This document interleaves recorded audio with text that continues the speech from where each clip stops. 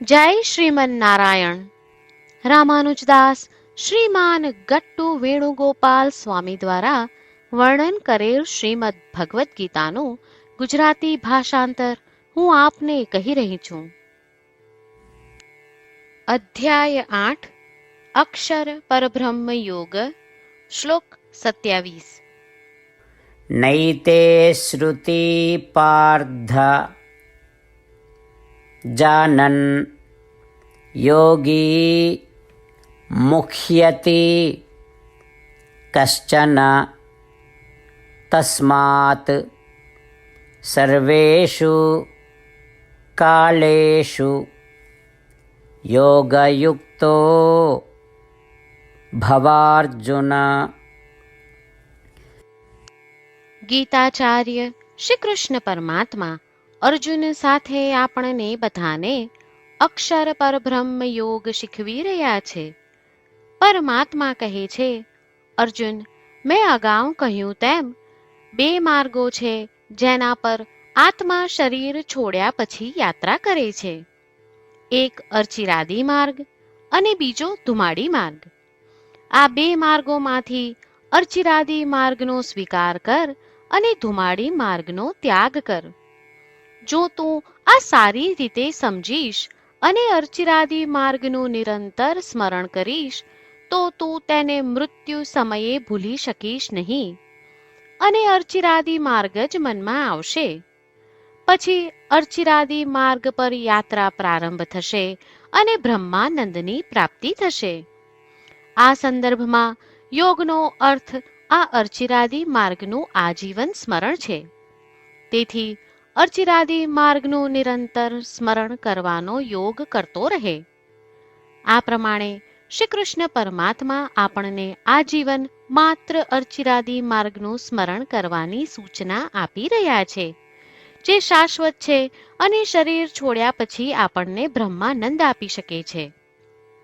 શ્રી કૃષ્ણ પરમાત્માના ઉપદેશોનું ધ્યાન કરતા સર્વે વેદ અને ઉપનિષદોના સાર સમાન અર્ચિરાદી માર્ગનું આજીવન સ્મરણ કરતા ચાલો આપણે બધા શ્રી કૃષ્ણ પરમાત્માના શબ્દોનું પુનરાવર્તન કરીએ. નૈતે શ્રુતિ પાર્થ જાનન યોગી મુખ્યતિ કશ્ચન તસ્માત સર્વેષુ કાલેષુ યોગયુક્તો ભવાર્જુન. શ્રીમન્નારાયણ કરિષ્યે વચનમ તવ. શ્રી કૃષ્ણ પરમાત્માએ આખી ભગવદ્ ગીતાનો સાર અધ્યાય 18ના શ્લોક 65 થી 70માં 8 ઉપદેશ દ્વારા કહ્યો છે. શ્રી કૃષ્ણ કહે છે, જે મારા આ 8 ઉપદેશ અનુસરે છે તે મને પ્રિય છે. એ સર્વે ભક્તોનું હું બધી જ રીતે રક્ષણ કરીશ. શ્રી કૃષ્ણ પરમાત્મા પાસેથી આખી ભગવદ્ ગીતા સાંભળ્યા પછી અર્જુન કહે છે, કરિષ્યે વચનમ તવ. એટલે, કૃષ્ણ, હું તમારી આજ્ઞાનું પાલન કરીશ, તમે કહો છો એમ કરીશ. અને આથી જ શ્રી કૃષ્ણએ દરેક પ્રકારના યશ અને વિજય અર્જુનને આપ્યા છે. તો ચાલો આપણે પણ પરમાત્માને 8 વાતો પાળવાનું વચન આપીએ. પરમાત્માને આપેલા વચનથી મોટી કોઈ પૂજા, તપ કે યજ્ઞ નથી. 8 પ્રતિજ્ઞાઓ જે આપણે લેવી જોઈએ તે હું હવે કહું છું. આપ સૌ પણ એનો મન અને હૃદયથી વિચાર કરો. આ રીતે શ્રી કૃષ્ણને વચન આપતી વખતે આપણે સૌ શ્રી કૃષ્ણની હસતી મુખમુદ્રાનો મનમાં વિચાર કરીએ અને પરમ આનંદનો અનુભવ કરીએ. જય શ્રીમન્નારાયણ. આપણા 8 વચનો આ પ્રમાણે છે.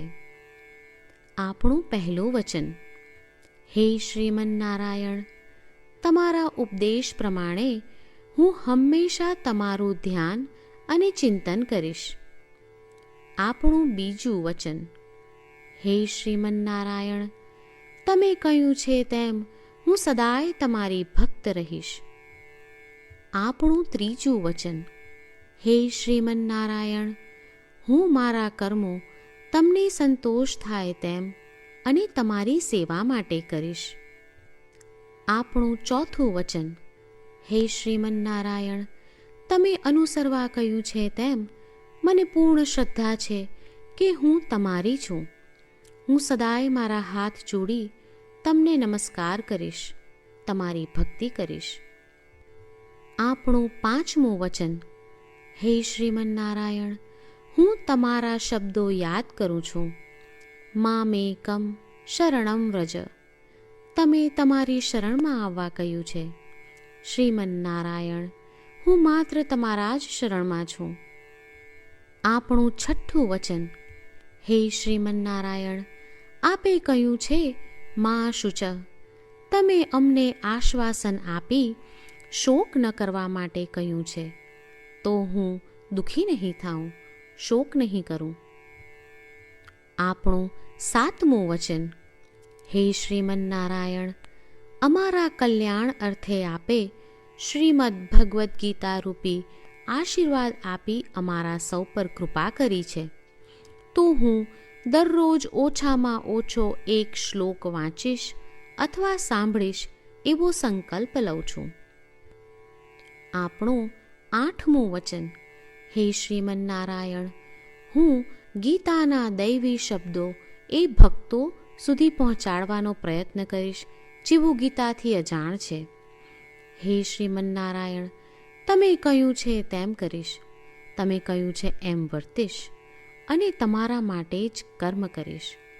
શ્રીમન્નારાયણને આપેલું વચન કે દરરોજ તમે કહ્યું છે એમ કરીશું, એ જ એક મહાન પૂજા છે. તો ચાલો આપણે સૌ દ્રઢ શ્રદ્ધા સાથે પ્રભુ પાસે એક સંકલ્પ લઈએ. શ્રીમન્નારાયણ, કરીશ્યે વચનમ તવ. શ્રીમન્નારાયણ, હું તમારી આજ્ઞાનું પાલન કરીશ. સર્વમ શ્રી કૃષ્ણાર્પણમસ્તુ. જય શ્રીમન્નારાયણ. નૈતે શ્રુતિ પાર્થ જાનન યોગી મુખ્યતિ કશ્ચન તસ્માત સર્વેષુ કાલેષુ યોગયુક્તો ભવાર્જુન. નૈતે શ્રુતિ પાર્થ જાનન યોગી મુખ્યતિ કશ્ચન તસ્માત સર્વેષુ કાલેષુ યોગયુક્તો ભવાર્જુન. શ્રીમન્નારાયણ, કરીષ્યે વચનમ તવ. જય શ્રીમન્નારાયણ. તમામ ભક્તોને ખાસ વિનંતી. આપણા જીવનની દરેક બાબતોમાં આપણે તાત્કાલિક અને અસરકારક પરિણામો ઈચ્છીએ છીએ. આ પ્રાપ્ત કરવા માટે ચાલો દરરોજ 1 મિનિટ ફાળવીએ અને નારાયણાસ્ત્રમ વાંચીએ.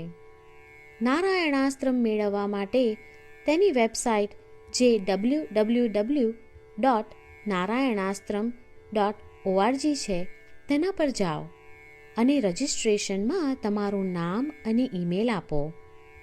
તમે આપેલા ઈમેલ પર તમને નારાયણાસ્ત્રમ PDF પ્રાપ્ત થશે. PDFમાં રામાયણનો 1 શ્લોક, ગીતાનો 1 શ્લોક અને એક વિષ્ણુ નામ છે. આ 3ને નારાયણાસ્ત્રમ કહેવામાં આવે છે. દરેક વ્યક્તિને આ શ્લોકોનું અલગ અલગ સંયોજન પ્રાપ્ત થાય છે. જ્યારે દરેક વ્યક્તિ 24,000 ભક્તો સાથે તેમના નારાયણાસ્ત્રમને દરરોજ વાંચે છે અથવા સાંભળે છે, ત્યારે સમગ્ર રામાયણનું 1 વાર પારાયણ, શ્રીમદ્ ભગવદ્ ગીતાનું 33 વાર પારાયણ અને વિષ્ણુ સહસ્ત્ર નામનું 24 વાર પારાયણ રોજ પૂર્ણ થાય છે. આ એક અદ્ભુત અને અસાધારણ પરિણામ છે. તેથી તમે અને તમારા પરિવારના સભ્યો તરત જ વેબસાઇટ પર જાઓ અને તમારું નારાયણાસ્ત્રમ મેળવો. જય શ્રીમન્નારાયણ.